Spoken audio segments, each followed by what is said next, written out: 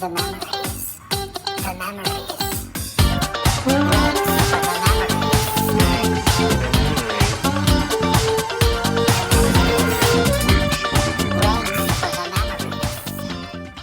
the Good morning, listeners. It is Eric, who is very happy to be talking with you today.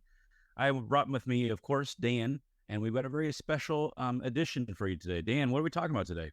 We are talking about the Olympics, and specifically the Summer Olympics, the best Olympics, in my opinion.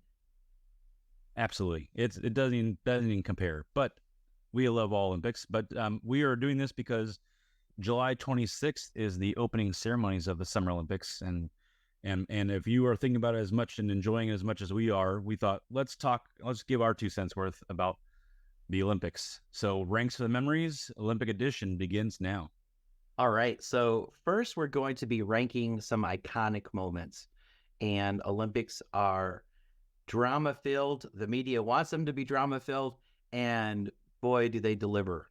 And so we're going to be ranking some of the iconic moments. Eric, do you want to start? Yes, that sounds wonderful. These are the moments, I guess you said, iconic, drama-filled moments that really just are etched in your memory forever.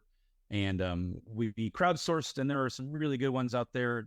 For me, myself, these are the ones that I remember watching on television and have impacted me myself. Not even research wasn't even necessary. These are things that, I've been in my head rent-free ever since they happened in the Olympics. Here we go. The sixth most iconic moment in the Olympics I've ever watched was in 1988. Do you remember Greg Louganis? I do. Greg Louganis he's still alive. Amazing. Is he? I think so. Okay, I don't remember him now, but I definitely remember him in 1988. He was an amazing, a diver, of course, obviously. American favorite. We always want Americans to win. And do you remember when he hit his head on the diving board? Oh my gosh! And it wasn't just a graze. No, it wasn't. It was like a nightmare I have on diving boards. So many stitches. Yeah. But he went right back in and won gold afterwards, which is amazing. I think at the time people didn't think he would even be able to compete. And boy, if they didn't show us that in slow motion about 85 times in a row that day, and then 85,000 times every day since. Yeah. I think it's also interesting though, because not really a big deal at all now, but he soon came out as being HIV positive afterwards, and that was at the time in the 80s an uproar. Right. It's scary. There's blood in the water. It's like, yes, blood in the water. We probably all got it because he bled in the water. But in 1988, Greg Louganis, a very iconic moment where he hit his head, but still came back to win gold. Yeah, that was a great. The fifth best. Oh yeah, I love it. Not for him. The fifth most iconic. No, he probably would have liked the gold without head wound. Yeah, he was like Head Wound Harry from Saturday Night Live. That's right. The fifth most iconic moment in the Olympics to me was in 1992, and it was almost for me iconic and ironic moment. It was Dan versus Dave. Do you remember that? Reebok just inundated us with Dan and Dave commercials. Oh yeah, you couldn't turn around without seeing Dave in a marketing campaign. No, and as who was going to win the decathlon? And as a Dan, I appreciated that. Yes, although Dan, we'll get to it. Dan, I'm sure you're rooting for Dan. It didn't go so well for Dan in this Olympics. No. Reebok, I just found out, had just fallen to second place from Nike. So they put all their eggs in one basket with this ad campaign. Yeah. And did Dan versus Dave. Which of the decathletes is going to win the Olympic gold? And I was youngish and definitely got swept up in the madness, and I could not wait to see Dan and Dave compete. The only terrible thing about it was that Dan didn't even qualify for the Olympics. As Dan a couple weeks before the qualifier. he fell short, but I don't want to bash him too much because he did come back in Dan resilient manner and went gold actually the next Olympics. Thank Dan. Yes, way to go, Dan. Wow. The Dave, he had a pretty bad foot injury, but still won bronze that year. So it was kind of neat memory, but also kind of funny too because Reebok pushed Dan and Dave so much and it never even happened. Well, I mean, this is Olympics meets capitalism, and right, and so you've got the number 2 shoe company just coming off of a amazing victory with their Reebok Pump sneaker. Did you have the It- tennis pump? I had the tennis. My mom couldn't afford the basketball pump, so instead I got like these purple and green tennis pumps with a little tennis ball on it. My buddy Gabe had the tennis pump too, but he was also like you, a tennis player. So I think if you could stand proud in your sport, it wasn't all that bad. It helped my social status as a 6th grader 0%. Oh, I know, but now Reebok would be over the moon to be the number 2 shoe company. oh yeah. I wonder where they're at now. They're 6 maybe. They're probably not doing so hot. I don't even know where you buy them. Yeah, Reebok.com available now. exactly. This fourth spot for me was hard because I love this moment too. It still to this day gives me chills. All these years later, in 1992, Derek Redmond was a British sprinter, and I don't know if you remember in 1992, he was running the 400 meters. And a little backstory of Derek Redmond, he was a very fast man, but he was also recovering he had 5 surgeries, including the Olympics before he was a favorite and tore his Achilles like the week before or something like that and had to bow out. Ouch. So he was a fast man who dealt with injuries his whole career. And in the 1992 Olympics in the semifinals, he was running and winning and tore his hamstring. And like all good Olympic sport athletes, was hopping on one foot. Still, it's a 400 meter. The race was done in seconds, but he's hopping on one foot, just trying to cross the finish line just to be able to, for his pride. And his dad slips out from the audience and goes down and gathers him up in his arms and helps him cross the finish line. Disqualified. Yeah. And I think Bob Costas couldn't help. He had to trip over himself to remind us. And this will not count. And everyone at home was just like, shut up, Bob. Shut up, Bob. I mean, I don't know if it's, because it was an Olympic athlete, or I think maybe as a son, where you can't help but get swept up in son and father moments. Yeah. Just a chilling, haunting, loving display of a dad, just going down there and giving his all to his son who was giving his all. Oh, I love that moment in Olympics. It is nice. Love it. I mean, it's heartfelt. I can't joke about it except to say he's disqualified.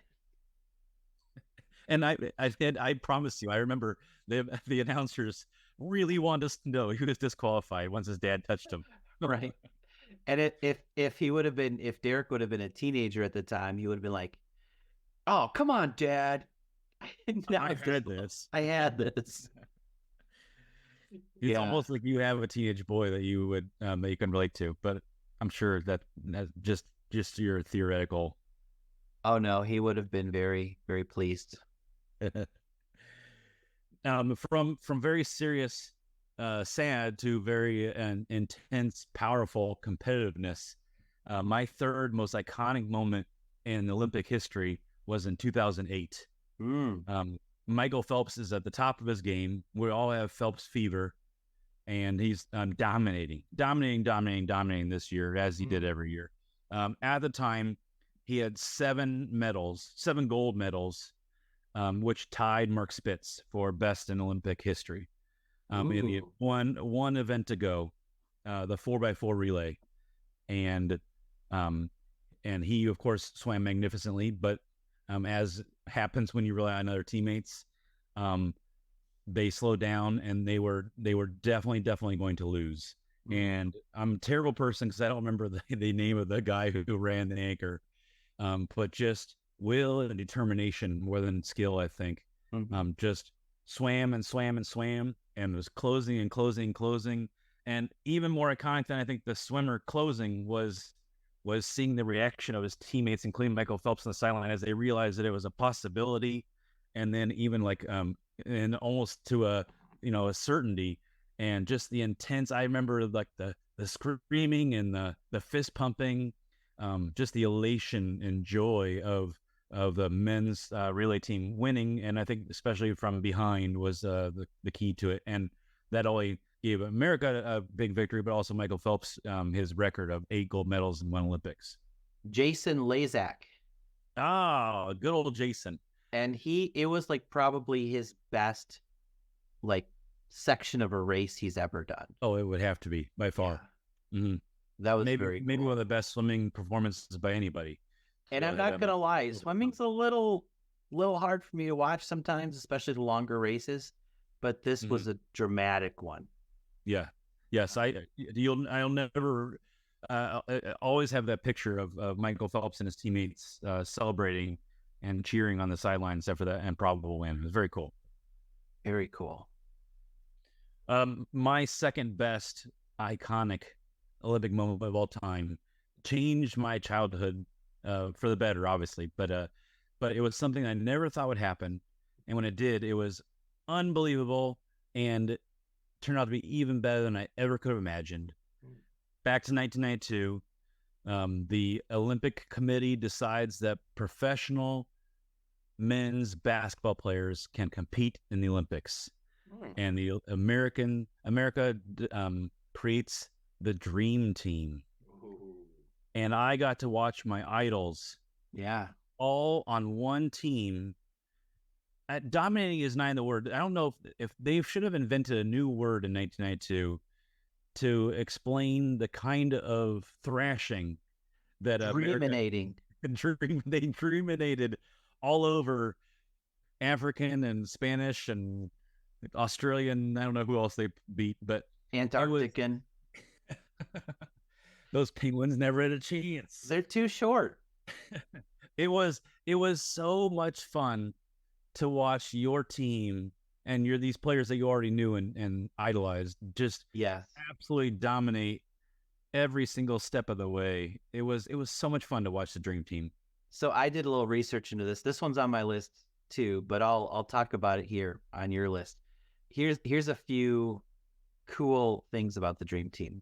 That was some you'll like a lot. Number one, Christian Laettner was picked over Shaq. I think we've already covered this. It was the one flaw of the Dream Team. That was the one flaw. Can you imagine if Shaq was on that team? In a way, maybe it would be. It's almost nice that it wasn't, because it was such a nice blend, I feel like, as a team. Yeah. That I think you couldn't help but just be tempted to just let Shaq just score 100, like 100-0. Shaq scored every point. Yeah.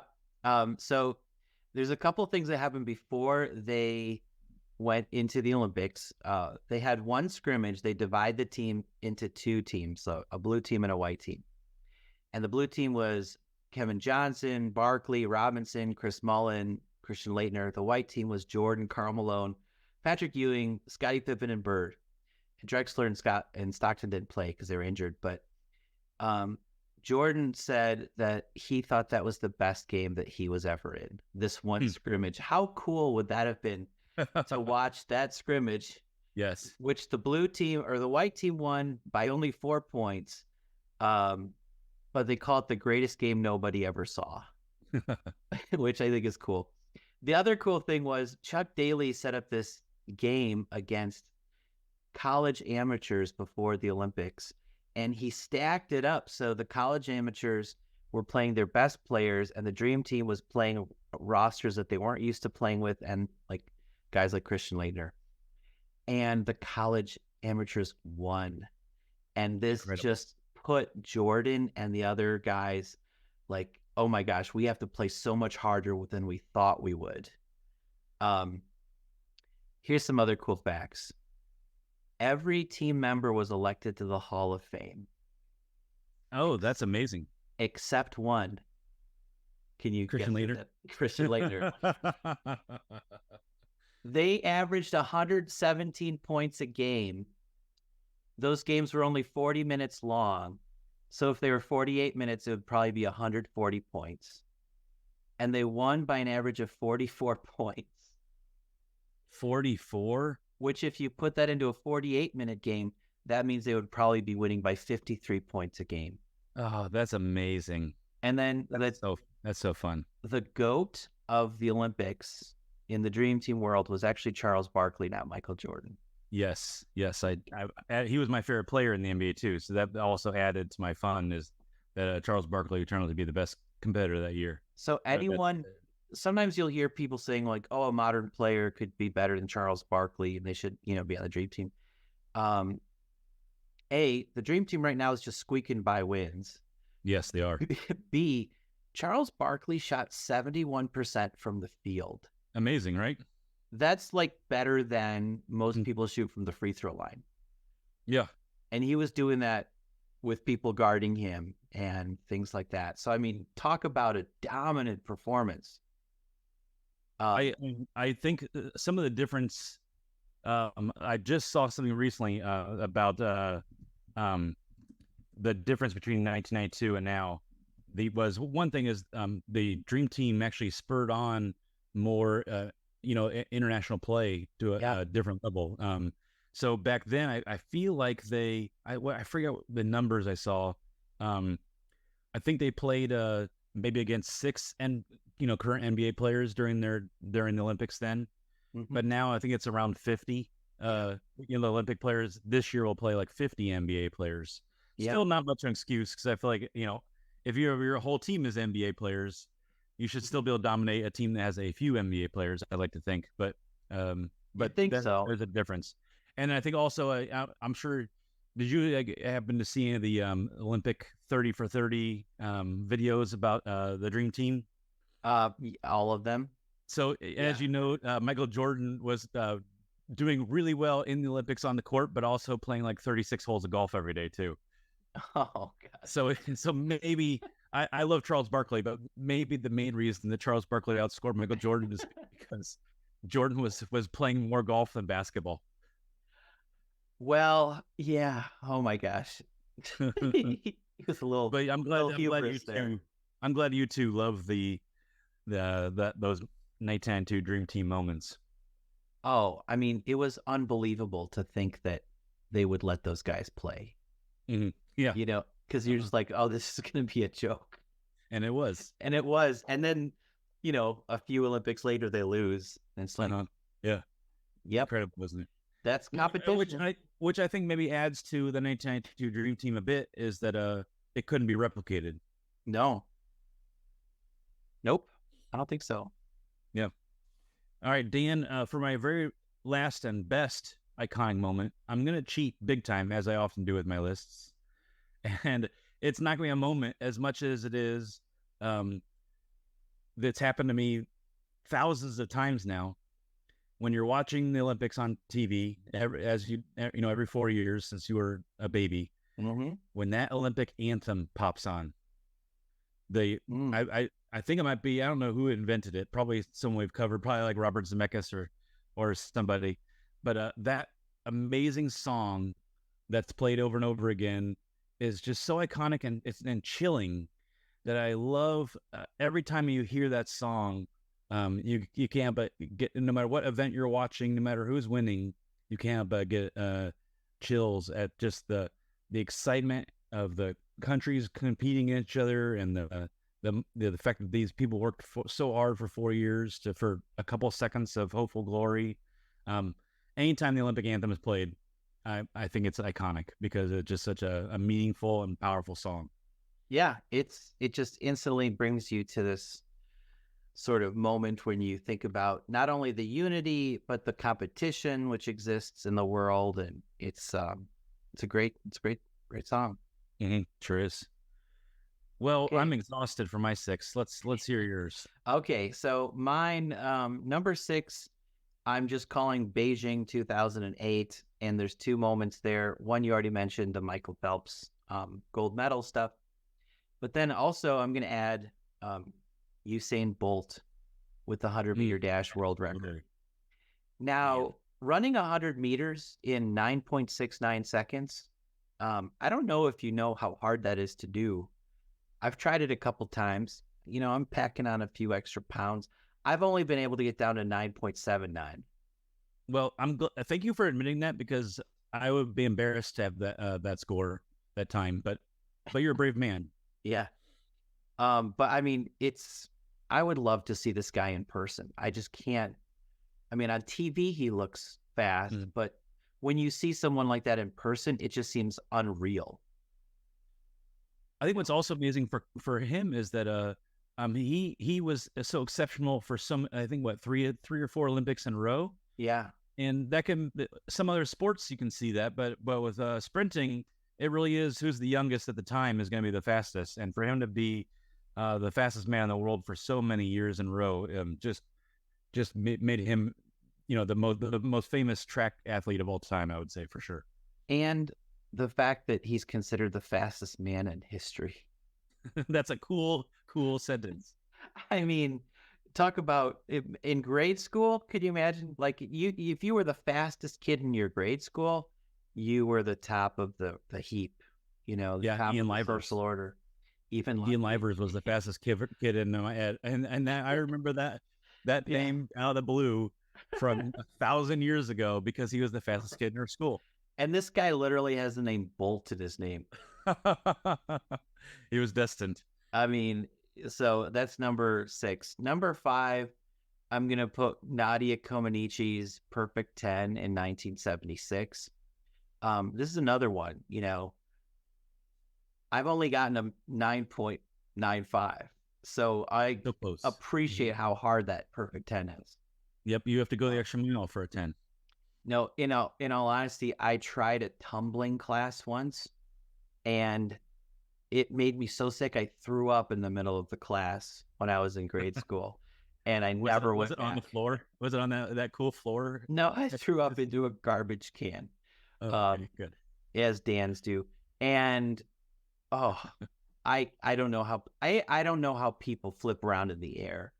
To see these gymnasts and then somehow land.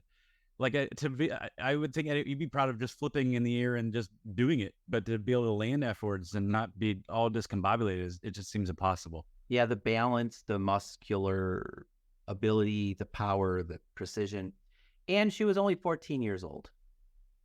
Incredible. So when I was 14, I was playing Nintendo and listening to Nirvana. You were gathering information for Ranks for the Memories podcasts. That's right. Number 4, I'm listing as Jesse Owens breaks records. So this was in Berlin, 1936, before World War II really was broke out and it started involving the United States just a few years later. So Nazi Germany, black athletes.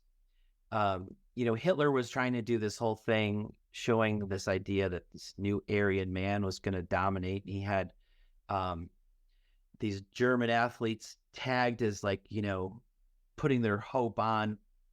There was this guy named Karl Ludwig Lutz is a long jump competitor, and Owens actually befriended him, and they made a lap of honor, which is really cool when you think of here you've got this horrible Nazi ideology, but then the athletes could sort of transcend that and actually be friends amidst this. Okay, I did not know that. That's and very brave of Karl. Yeah, for doing it, because I'm sure I'd like to think that things don't go well for you when you go back home to Germany and right. You did something that your whole country is telling you shouldn't be doing. Yeah, I'll have to look that up and see what happened to him. Mm-hmm. But it's a cool story, and the cool story is just Jesse Owens just rocking in Berlin. So, all right, number 3 is the 1900 Paris Olympics, which I wasn't around. So Joe Biden was, I think, but and Donald Trump are only 3 years apart. But this is such an interesting Olympics. We'll get to this later on in the episode, but teaser. One of the cool things in the Olympics was women were allowed to participate for the first time. 1900, huh? 1900. So 124 years ago, they participated in lawn tennis, aka tennis, but they played on the lawn, and then golf. And when you look at pictures of this, they're all in long dresses, and it looks like they should be at an evening, like like an evening gown sort of Right. dance thing. But no, they're out there playing tennis and golf because that's what people dressed like back then. That's great. Number 2 is the 100th anniversary when Muhammad Ali lit the torch. Oh yeah. And that's sort of, one of those things like it reminds you of the Olympics that was in Atlanta in 1996. And I struggled to not include that on my own. Sorry about that, because that was to see, such a dominating athlete, yeah, kind of humbled, but also, lifted up and celebrated too at the same time. yeah. That was maybe the greatest, in America, USA, Mhm. one of the greatest, lighting of the torch I've ever seen. Really neat. Yeah, and I mean there was some violence at the Atlanta Olympics too, the bombing.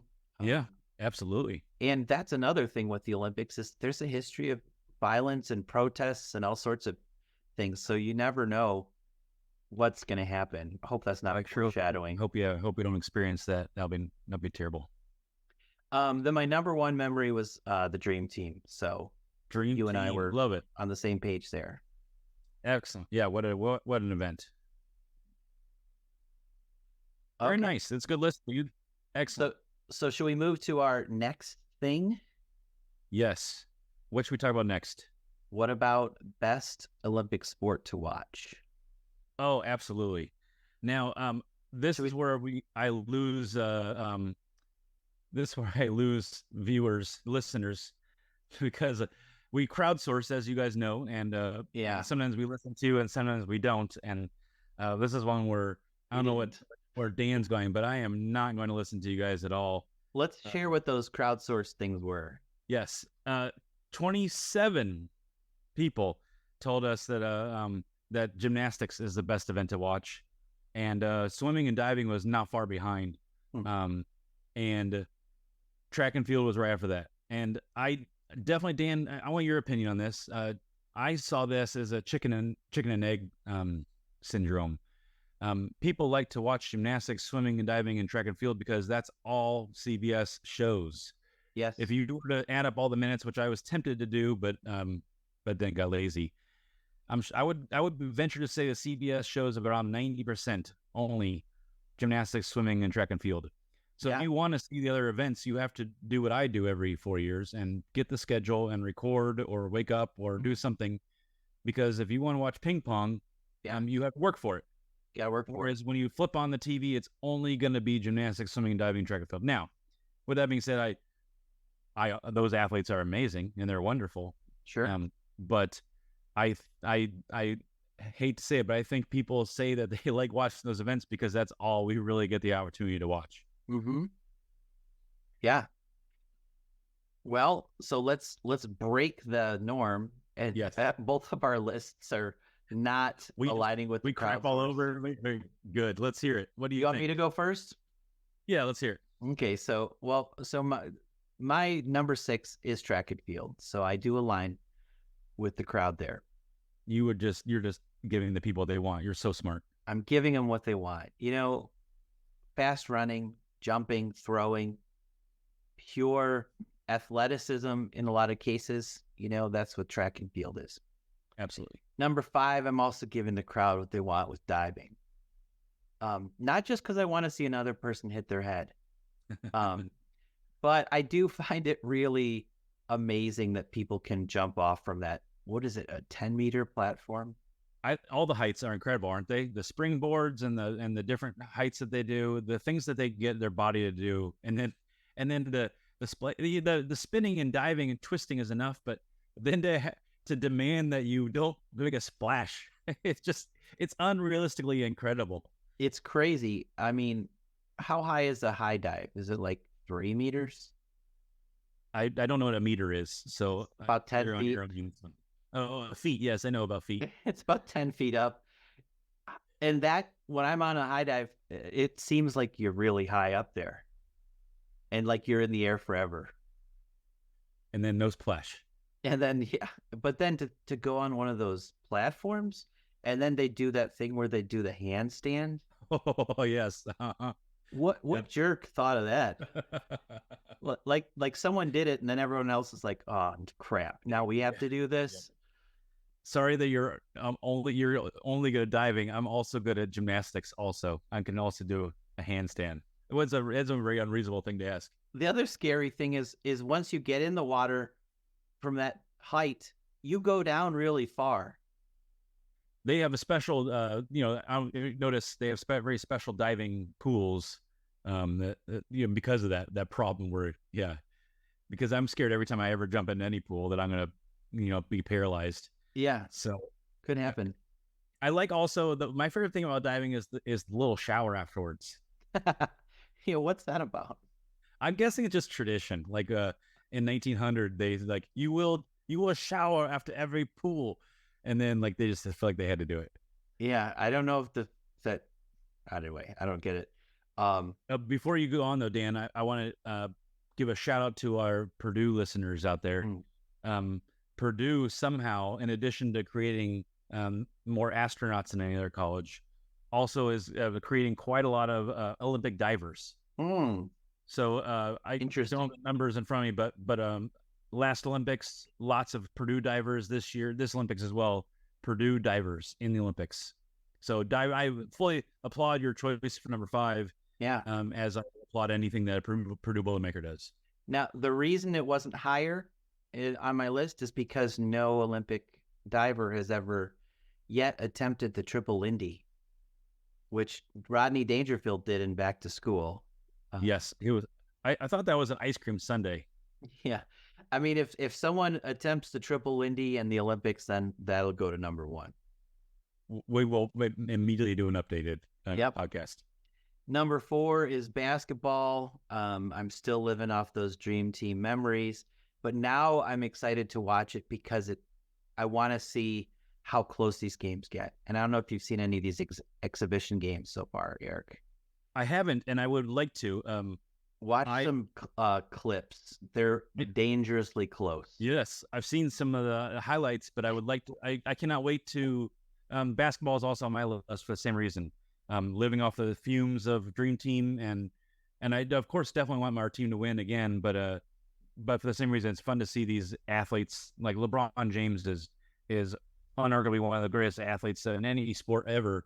And just I'm hoping that they can hang in there because they have had some close calls, haven't they?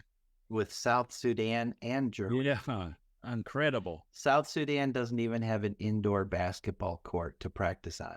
And they're in our division once the real Olympic coverage competition starts. So I'm hoping that's our coaching can pull some miracles out and figure out how to beat these guys by more than a point in 8 seconds left. Now, people are crapping on South Sudan, but one of their coaches is Luol Deng, who used to be a really good basketball player in the NBA on the Chicago Bulls and other teams. He's an all. I think an NBA team should be hiring him immediately to be a head coach. Yeah, because he can do that in South Sudan. Like you said, they don't have an indoor court, and he's squeezing blood out of a turnip, and I feel like, and that's amazing. Yep. So props to them. USA, step it up. All right. Number 3 is one which is so weird that it has to be watched. It's the modern pentathlon. This is not Dan and Dave. This is not typical track and field events. These events are, number 1, fencing. So you have to be good with the sword. Number 2, freestyle swimming. So you have to like to get in the water. Number 3, equestrian show jumping. So you have to like being on a horse. And then a combined thing where you shoot and run cross country. Isn't that the most bizarre collection of blue blood activities you can imagine? Thank you. So I hear like a yacht rock voice, like, right? How can we make this elite? Like, how someone just decided, how can we make an event that only millionaires can play? Right. And then they're like, we need to turn it into a sextathlon. Let's add yachts. You have to sing one Kenny Loggins song in order to get the gold. Yeah. Oh, and then the 7th event will be like hedge fund managing. Now, what is the name of that event? The modern pentathlon. And actually, that was just a joke, but it's on the list. Number 2 and number 1 are going to surprise you. They're not the most masculine events, but they're fun to watch. Number 2 is synchronized swimming. Absolutely. Very fun. It's incredible what those guys can do. And yes, I mean, holy cow. It's a real, I can't imagine how much practice, A, to do it alone, some of those moves, but B, to do them synchronized while you have to like plan out your breaths for being underwater and all that stuff. Insane. And many times their bodies are upside down in the water. Some things I couldn't picture doing. Yep. And then number 1, I'm not putting gymnastics up there, but I'm putting rhythmic gymnastics. And now you'll be thinking about Will Ferrell doing his version of it. And he's pretty good. I mean, I would even be happy being that good. But just watch some rhythmic gymnastics. These people are top level, and they're doing throws and catches and things like that where it's so easy to miss, but they never do. Mm-hmm. It is pretty fun to watch that. And while we're talking about TV shows, I wanted to go back to number 2 for you, the synchronized swimming. You remember the SNL skit where Martin Short is one part of a pair of synchronized swimmers? No, but he can't swim though. So they're trained to be Olympic synchronized swimmers, but he's got like a nose plug and he's got a life vest on. Yeah, but he's still trained to be a synchronized swimmer. Well, and then one of the iconic synchronized swimming was from the movie Caddyshack. Yes. When they get in the pool right before the Snickers bar explodes. I think it's a turd. I thought it was a Baby Ruth. Was it a Baby Ruth? Nice. I'm not sure. Yes. All right. In honor of your wonderful list, Dan, I can't wait to watch rhythmic gymnastics. Oh, it's delightful. All right. Mine similarly is for sports that you wouldn't normally be able to see and enjoy. I went with in the cycling category, the BMX freestyle for my 6th most enjoyable sport to watch. And I hesitate to put that one down because they do show X Games and you can see that on X Games as well, but it's not something that's frequently able to be watched. And I think it's absolutely incredible. Just the bravery, I'm scared to just, I've never been able to bicycle without any hands because I'm too scared to take my hands off the handlebars. Yeah. And these guys are flying to the air, leaving the bike at sometimes, flipping and twisting. And just the things they can do with the BMX bike is really, really neat. And I just enjoy every single bit of it. Well, it's interesting because there's some Olympic sports where there's no danger at all, like 100-meter dash, right? If you're really bad at it, you're not getting hurt. You're just slow. But BMX freestyle, if you try to go off some of these ramps and stuff, and you're unskilled, you're breaking something. Absolutely.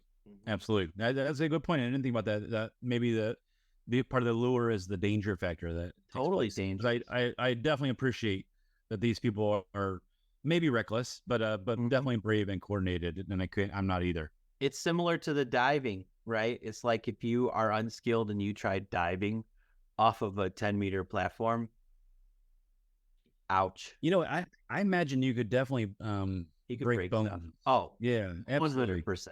Mm-hmm. Yep. I'm pretty good pencil diver though. I've got the pencil dive down pat.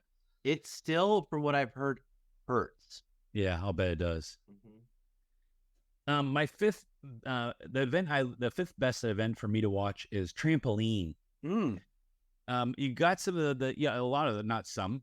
You definitely have the gymnast style moves and skills and body type, but just in a different. It's just given to me in a different venue. The fact that they can get so high, and it's a unique sport. I never get to watch, and I get to see it every 4 years, and so I will watch every bit of trampoline that I can because it just the flipping and things they could do, but on a trampoline, it's very, very fun to watch. It's like gymnastics on steroids. It sure is. Yeah. How can we? It's people that got bored with regular gymnastics, and again the danger factor. How can we do this crazy? It's like when they added trampolines to basketball and created slam ball.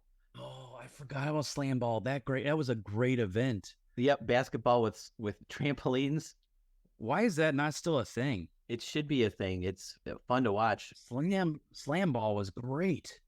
Um, I like slam ball because you got lots of dunks, but you also had just as many really great blocks too. and good plays and alley oops and all that. And you could stuff. also hurt people too on slam ball. Well, that's the thing with trampolines. They're incredibly dangerous. Yes, they are. I mean, have you ever been tempted to buy one for your daughter? I never have because again, me being timid, every time I've ever been on a trampoline, I look over at those giant coils and I'm like, well, my body's going through there for sure. It will. Hmm. There's like everyone who's owned a trampoline at some point has landed in the wrong place. And if I can connect this to education, do you remember when those miniature personal trampolines were like a fitness rage? I had one. Okay, good. Yeah.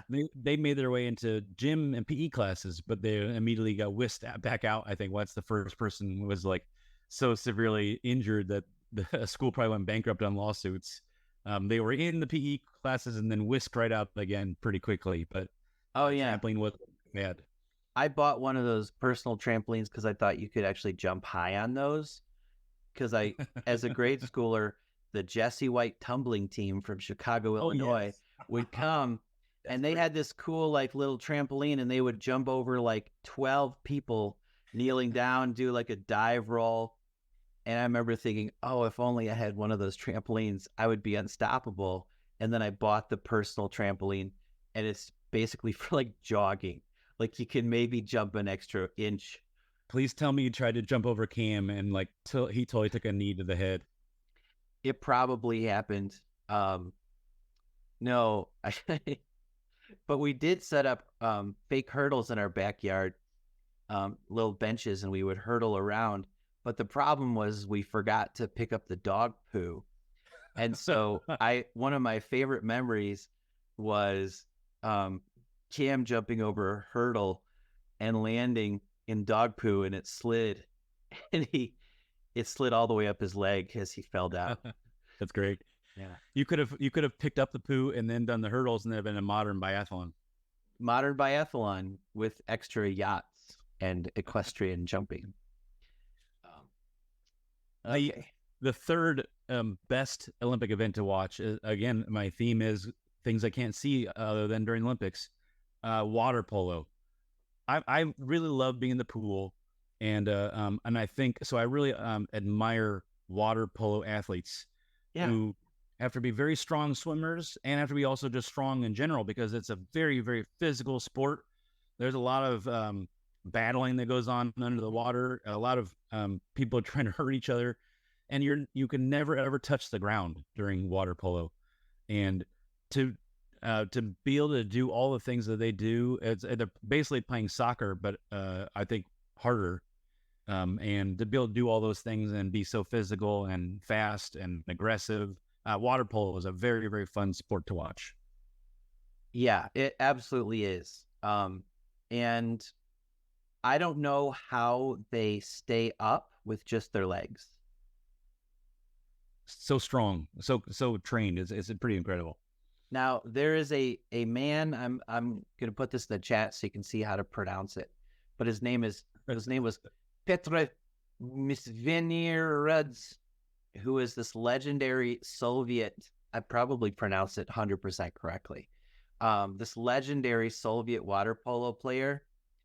You need to Google this guy. He looks like a combination of a gorilla and an ogre. I mean, he's the largest, hairiest man you ever have seen. And he was a 6'6" legendary water polo player.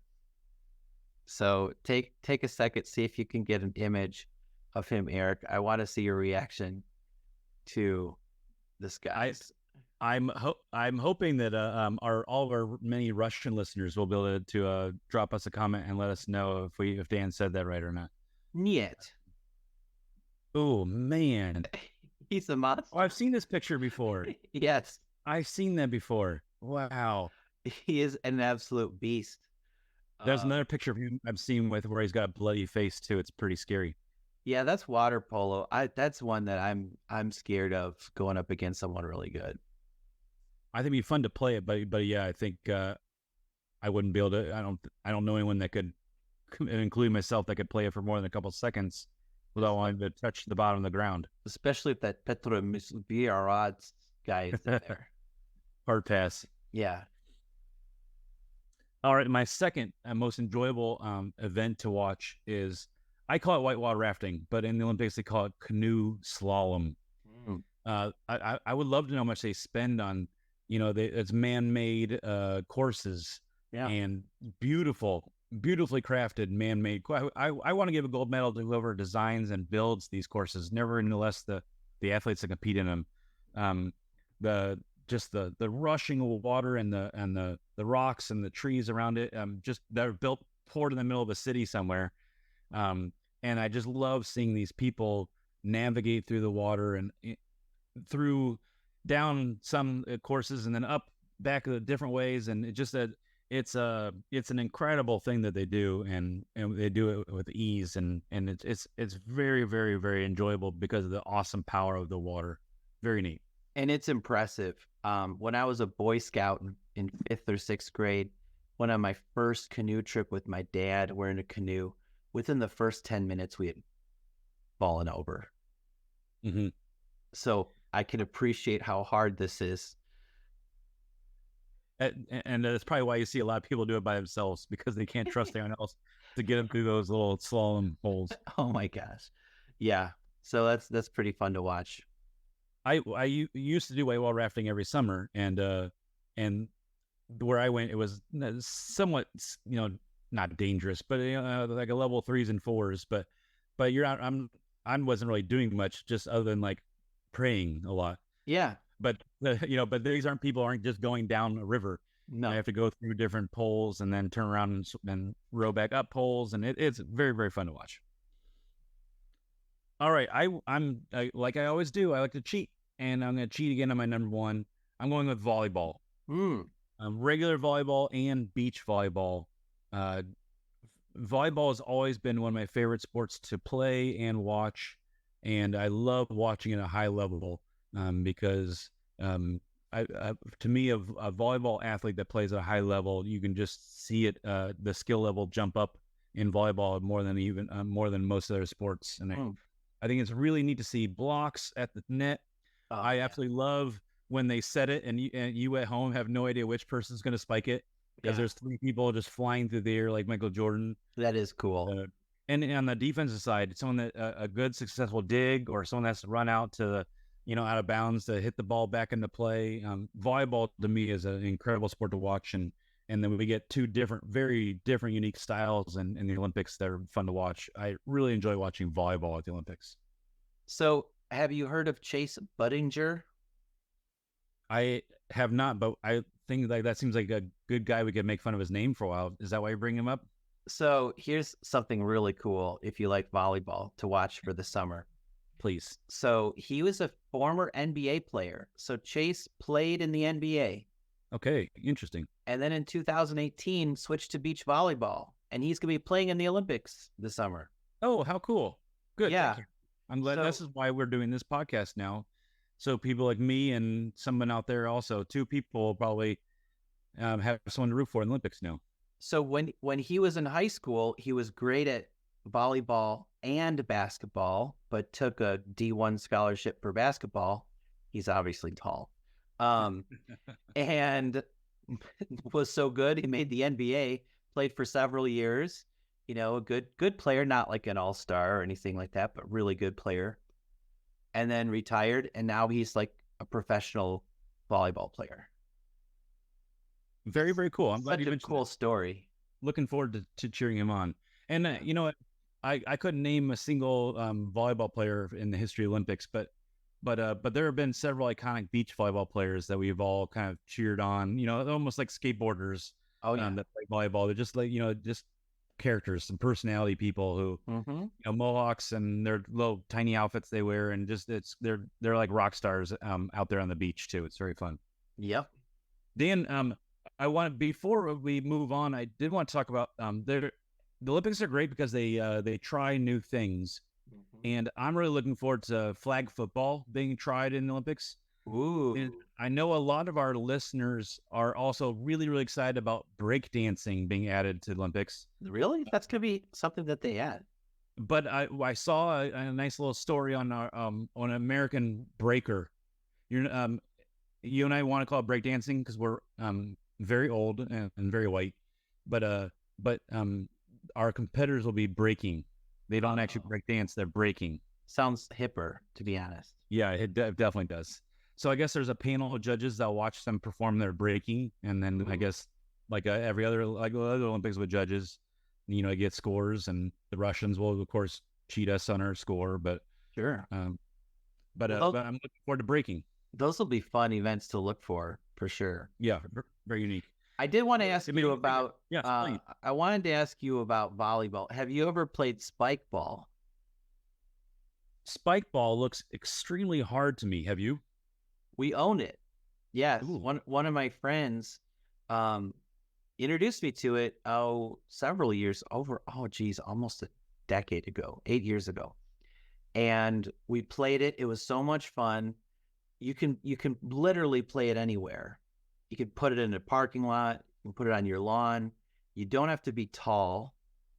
And we played, for a summer. We bought it. The kids like it. Now, if you look online and watch the professionals, it's amazing.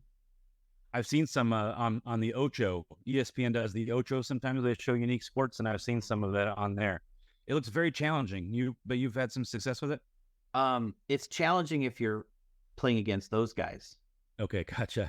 and women. But if you're playing against normies, it's similar to playing against normal people in volleyball where they're not 6'8" and spiking it in your face, sort of thing. I don't like to hear that you lose. That people who are tall lose out because that's really the only advantage I've ever had when I play volleyball. So if I lose that, I've got If nothing. you have long arms, that's an advantage. All right. Yeah. It seems like fun, but I love lawn games, but I'm pretty strict on any long game I enjoy. I have to be able to still hold a can or beer in my hand. You And can't. I could still play spike ball and hold a can or bottle. Oh, yeah. You could play it one-handed Okay, I might have to Yeah. look into that then. because it's a smaller ball. Okay, Uh-huh. But it's the same rules as volleyball, basically. It's 3 taps with your team before you hit it into the net. very nice. I like it. Yeah. All right. Well, so I've got some things I want to cover before we sign off for today. Ooh, tell me more.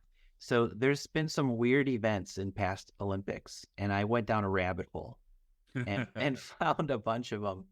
So the Olympics have been going on for a long time, well over 100 years, and they've tried out a bunch of different events.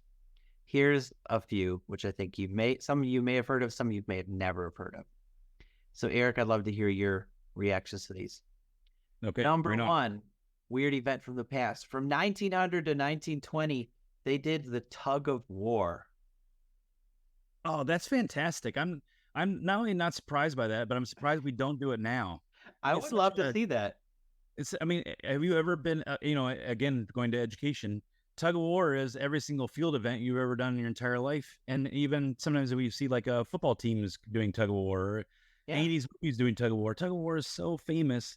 I'm actually kind of not surprised that they had it, but surprised that we don't still do it.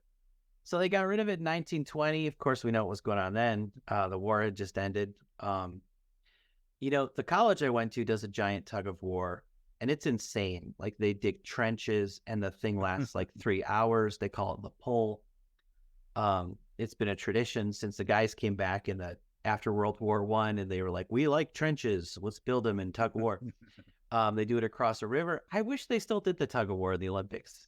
I would love to see it in the Olympics because I like to see the different body shapes. It's a strategy. Yeah, in my head, I would, there'll be like, almost like one of those giant, uncomfortable looking weightlifters that, is like almost round.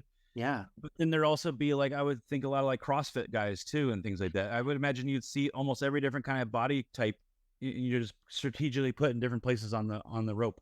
I feel like Japan would win because they just put their sumo wrestlers out there. Japan. Yeah, maybe.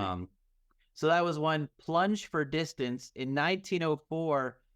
This was an event where, like, you know how you dive into a pool when you start swimming and then you swim, Okay. but for the first like 20 minutes they're underwater, but they like kick and stuff. Yeah. This is they dive into the pool, but they can't move, and they just see who goes the furthest after 60 seconds. That's weird. Isn't that weird? Wow. When did they do 1904. that? So And it turns 20 years later, we haven't brought it back. How strange. well, and because as it turns out, there's not a lot of skill involved, because the heavier you are, the further you'll go. Oh, physics. So someone's like physics. Here's a weird one. In a recent past, from 1984 to 1992, solo synchronized swimming. Say that again, please. Say just- that one time. Just one jerk in the pool dancing around. Is Solo how- synchronized swimming. Could we look up the definition of synchronized on? Exactly. I'm gonna look up. Exactly. Give me 1 second to Yeah. the definition of synchronized. To a cause to occur or operate at the same time or rate. So Yeah. that, by definition, when you have to have more than one thing that's happening at the same time. This is why the 80s were so good. So yeah, they Would got it rid just of be that. like they had you just swam to Wham songs and that counted as synchronized swimming? I'm sure there's a video of someone swimming to a Wham song. Oh, the Olympics. So that one was obviously a tank. Wow. And then they also had art competitions from 1912 to 1948. They expanded the Olympics away, not just physical things, but sort of the whole human experience. So there were competitions for architecture, town planning, literature, music competitions, painting competitions, sculpture competitions. They were all judged. They got rid of it in 1948. If I'm alive in the 40s, I'm going to the committee and saying, "Hear me out. Let's see who can eat the most double stuffed Oreos. Yeah. Who can finish the whole sleeve of double stuffed Oreos in the shortest amount of time." If we're doing town planning, I should be able to get a gold medal for eating Oreos. Well, yeah, and I think probably the issue there is it's just bias and a difficulty in judging these things, right? So, Wow. and then in 1908, motorboating. Not that kind. We're talking about actual motorboats. What would they do? Like speed or Yeah, or just drive the boats swerving around. and run cones? Yeah, little races stuff. Wow. Not super Olympic-y, but that was Motorboating. 1908. They're excited. Okay, now a special shout out. You're like, oh great, this segment's done. Nope. I Special hope it goes on for another 7 minutes. Oh, at least. No, but these are fascinating. Special shout out to the year 1900. Turn of the century, WTF. Here were some things that they tried at their Olympics. A firefighting Olympic event where they would do simulated firefighting tasks. Okay, that terrifies me because in 1900, I don't trust anyone to intentionally start a fire that they want other people to put out. No, And how would you replicate that accurately too? I don't know. That's Like why Scotland would be so pissed. My fire is bigger than Ireland's fire was. exactly. So strange. Number 2, hot air ballooning. Distance wow. and accuracy. Have you ever Weird. been in a hot air balloon before? No, I want to. It sounds scary. The only thing I think I would enjoy about it is it seems like it always ends in brunch. I think this would be another good one for the modern pentathlon. So we've got hot air ballooning, we've got firefighting. Oh, what about pigeon racing? That's another event they tried. So Pigeon racing. pigeon racing, they'd get homing pigeons, and then whoever's pigeon came back the first won. That's a kind of a fun competition. I don't know if it's Olympic worthy, but and thank goodness there was no television coverage back then. Because can you imagine what a snooze fest that'd be like watching those marathoners now? Yes. where just like you're just watching a pigeon just flying. Okay, now I saved the weird ones for last. Thank you. Underwater swimming. So they only swam underwater. You couldn't breach the surface. How strange. If you think swimming is boring now, imagine if you can't see the swimmers at all. I assume he's doing a really good job under there. Right. Ooh, I think I see the little log. Is that a manatee? Nope. It's Team USA. Okay, another one with the swimming. Now this one actually I would watch. Swimming obstacle course. They would put crap in the water like boats and things like that, and you'd have to swim around them or climb over them and swim around things underwater. That actually sounds really fun. I would definitely like to see someone have to swim under something and then climb over something. That would actually be a lot of fun. It'd be like a SEAL Team 6 event. Yeah, it really would. Yeah, it would know? definitely be that. Yeah, Okay. And then bring it back. horse long jump. They would ride horses, and then the horse they'd see how far they could make the horse jump. Okay, here's where my twisted mind went. Have you seen the dog long jumps before, where they throw something off the pool and Yes. my mind instantly went to, which is totally fallacy, but my mind instantly went to that's how the horses did it too. They'd run and then throw themselves into a pool. Yes. So I mean, I think there may have been a pool involved, but there was a rider too. So it wasn't just the horses. Oh my goodness gracious. If you ever want to see the GOAT dog long jumper though, Spitfire. Spitfire did it, huh? Google Spitfire. He is like the Michael Jordan, LeBron James of dog jumping. Okay. Then the last weird event from 1900. These are all in 1 year. Imagine how fun that Olympics must But be. a year. Apart from the underwater swimming. This one's bad. Live pigeon shooting. Shoot when you can have pigeons. Shoot as many as possible was the goal. Whoever could kill as many live pigeons, so they would release a bunch of live pigeons and just shoot the crap out of them. PETA is crying right now just hearing me describe this. Can you imagine the carnage? I can't imagine how many they have to start off with. Oh, You hundreds. could just assume that everyone's going to do a good job, so you need to have just crates upon crates of live pigeons, and then Well- who's cleaning that up afterwards? Who is cleaning that up afterwards? Right? Can you imagine if they tried this in 2024 with our AR-15s?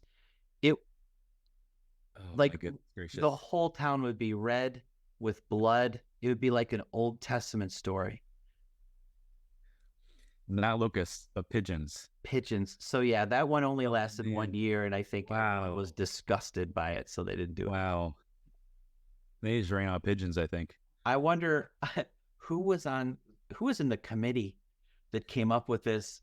It was probably some nepo baby with really bad ideas that everyone's like, "Yep, let him do it."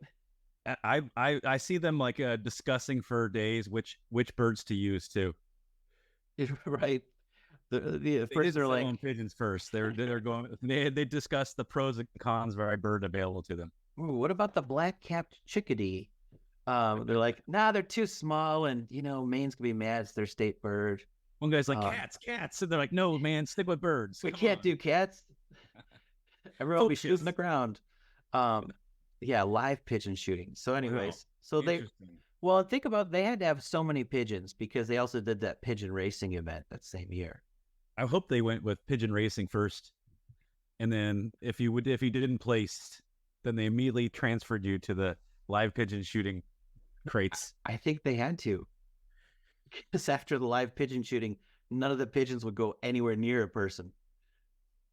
Another question also, you know how once a horse is a successful horse racer, it's usually like studded out and it gets tons of money to be bred to make future great horse races. Yeah. You think they did that with pigeons too? Would the gold medal pigeon bird in 1900 be like studded out to create future generations of homing pigeons? I don't know the answer, but I'm guessing yes.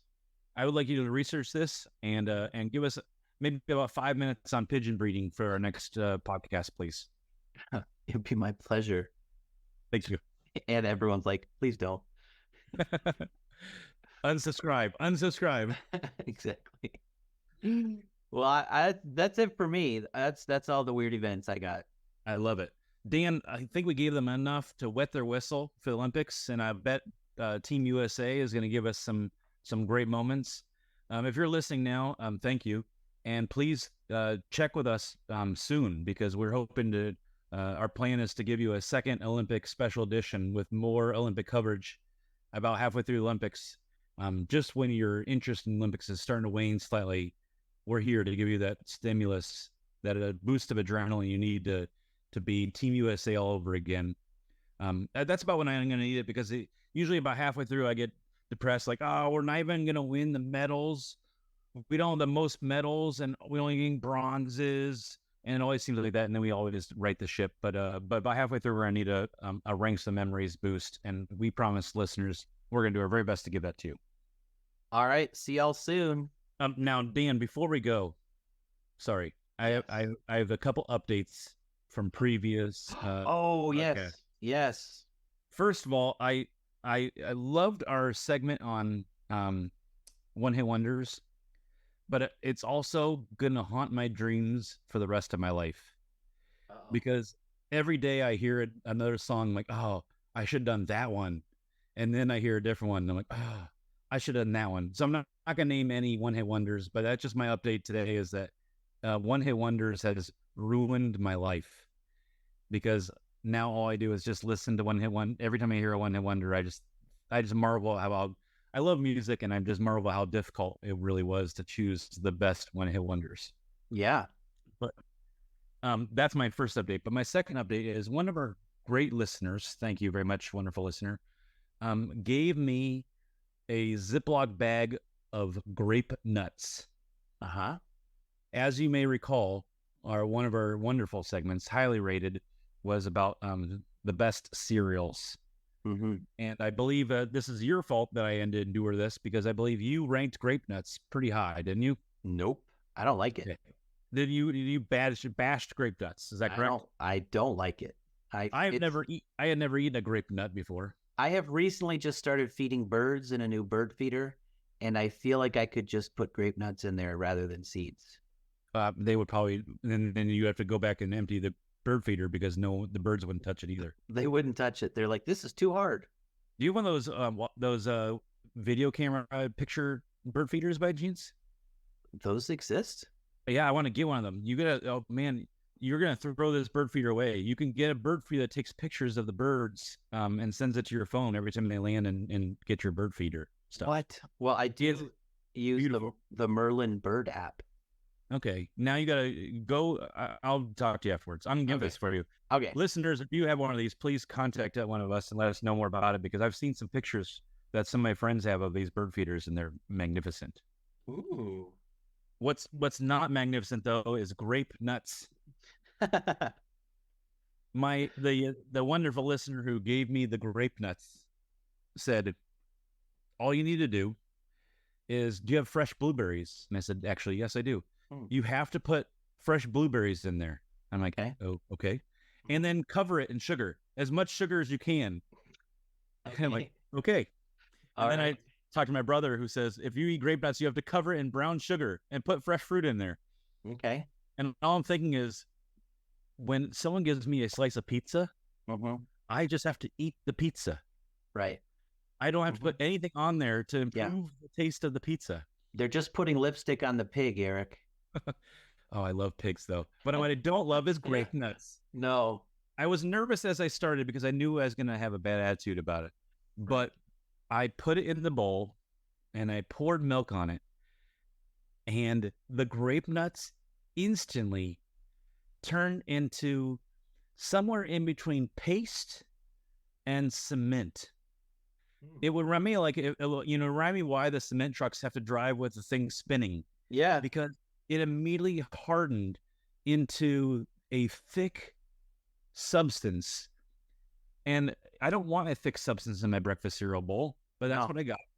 But I promised I'd give it a try. So I tried to put my spoon in there. I was nervous I was going to break the spoon. Yeah. I got it in there and put it in my mouth. Dan, the mouthfeel when you're eating something as thick as cement, it was so unpleasant. Mm. And it wasn't a bad taste as much as it was like there was no taste. You had Yes. it was like a thick paste with every once in a while individual paste with migrating no that taste. right through a paste and no taste, and it was so miserable. And I honestly was I stopped after one bite, but I was too scared to put it in the garbage disposal because I didn't Yeah. want to. I honestly thought It'll it would wreck break it. the garbage disposal. Yeah. So I had to get a new garbage bag and shovel Yeah. the Don't- grape nut concoction into the hardened mass into a garbage bag. And now I know I did not unfortunately put the blueberries or the sugar in there. Mm. I never got the chance to. It was disgusting. Any food where the instructions are make it taste not like this food is probably not a good food. Right? So if you're eating a fish and they're like, yeah, you got to put lots of butter and lots of lemon on this so it doesn't taste like fish, that's not a good fish. No. Same with cereal. Corn Pops speaks for itself. Grape nuts. Yeah, and I'm still trying to convince you to buy a box of Cracklin' Oat brand. You know, as you said, it was expensive, and boy, it is. I saw it, and I think you were trying to trick me, though, Dan. I saw no picture of coconut on the cover of this box. I had it in my hand. I was ready to buy it, but it's so small and so expensive, and I did not see coconut on the box. I think they would if you really have a product that looks that gross. It looks like kitty litter. The least you do is like make up a coconut mascot, something with the googly eyes or something, and put them on the cover to try to get you to eat it. But no coconut anywhere. So I think you might be tricking me. Well, think about this. It looks like cat food, and yet it's still so much in demand that it's as expensive as it is. Can you imagine the cacophony and the chaos if they made it look appetizing? So if it looked like Cinnamon Toast Crunch and tasted like this, Yeah. civilizations will crumble to the ground. How much did that box cost? $7.79, and it looked like Which is maybe a ridiculous. third of the size of a regular box, and That's about a tenth ridiculous. the size of the family size. Yeah. Imagine what that says about the demand for this. I think there's such a small niche of weirdos that have to buy it that they like. These guys are so crazy. We can charge them anything we want. Right. So you're saying this is like there's like a foxtail or something in the costume shop, and you're like, well, all the furries are going to want this. That's what's driving the price up. So you're saying, are you I did saying think of furries right the there. Cracklin' Oat brand eaters are basically furries? Is that what I'm hearing? That's exactly what I'm saying. I mean, I only know one furry, and I only know one Cracklin' Oat brand eater. So Who's I the just think furry? It's not me. So, boys and girls, thanks so much for listening to our Fair podcast enough. today. Please tune in to our next episode, which will hopefully be again about Olympics. Bye. And go USA. The memories. The memories.